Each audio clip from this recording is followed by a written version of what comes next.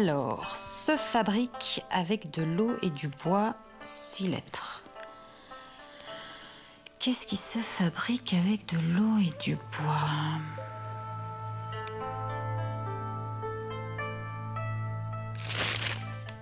Du papier?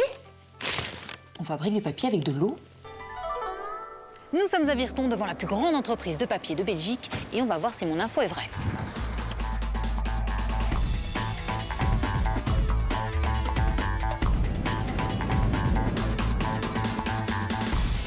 Là-dedans, le bois est écorcé, nettoyé et coupé en petits morceaux.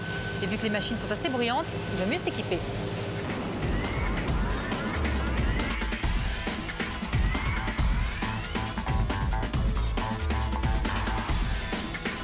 L'autre matière première, c'est l'eau. Elle est pompée directement à la rivière.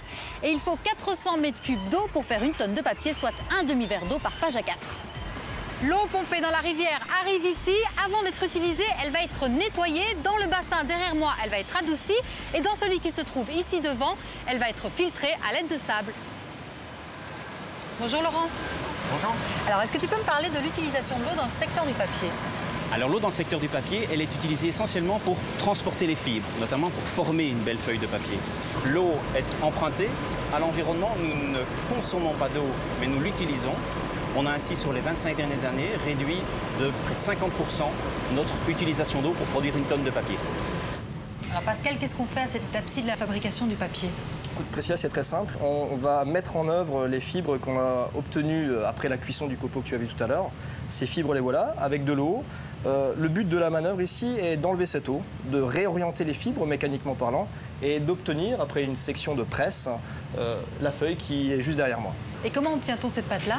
Imaginez-vous une cocotte minute, des pommes de terre et de la vapeur. Donc ici, ce qu'on va faire, c'est que la pomme de terre, c'est le copeau. Et la cocotte minute, c'est une installation qui s'appelle lessiveur. Tout ça, ça se passe à la cuisson pendant 4 heures où on va cuire le copeau.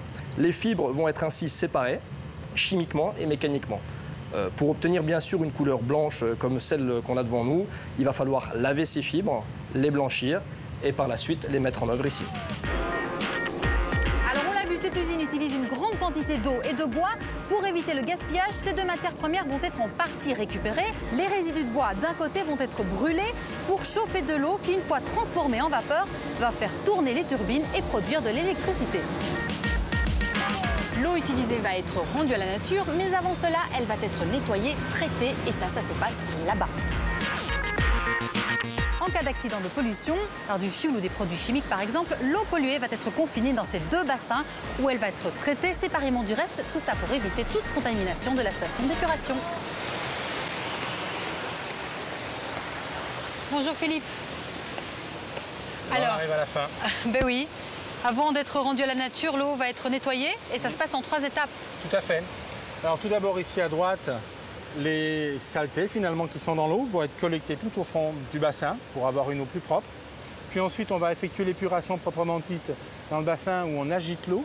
Des bactéries vont se charger d'ailleurs de manger finalement les derniers petits résidus qui se trouvent dans l'eau. Et puis enfin on a un dernier bassin ici, juste devant vous, avant de rendre l'eau à la nature, avant que l'eau reparte dans la rivière.